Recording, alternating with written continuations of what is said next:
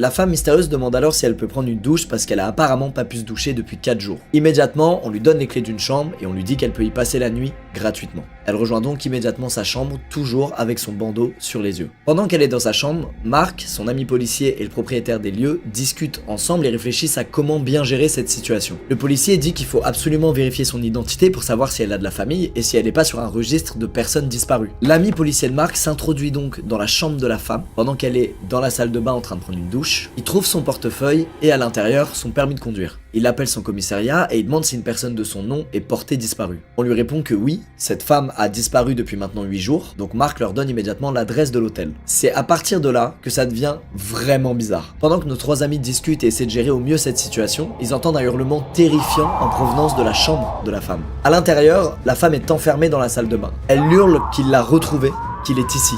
Et puis un grand silence.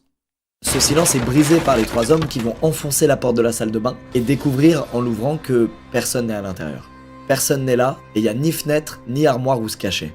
La seule chose qu'ils trouvent dans cette salle de bain, c'est le bandeau de la jeune femme mystérieusement posé dans la douche. Mais elle s'est comme volatilisée. Pendant des semaines, ils vont être en contact avec les autorités pour savoir si la femme a réapparu quelque part, mais ils ont aucune nouvelle, il n'y a aucune trace. Sa disparition est tellement bizarre que carrément nos 3 amis vont être suspectés d'avoir participé à son enlèvement. Heureusement, rassurez-vous, ils vont être disculpés grâce à des vidéos de caméras de surveillance. Depuis, Mark n'a plus jamais croisé cette femme et il n'a pas non plus de nouvelles. Il sait pas du tout où l'enquête est allée, est-ce qu'ils l'ont retrouvée ou pas, et ni ce qui s'est passé ce jour-là. D'ailleurs, Mark, après avoir raconté cette histoire à Adam, il lui a précisé que c'est la 2e chose la plus flippante qu'il ait vue au cours de sa carrière et qu'il serait jamais prêt à parler de la première.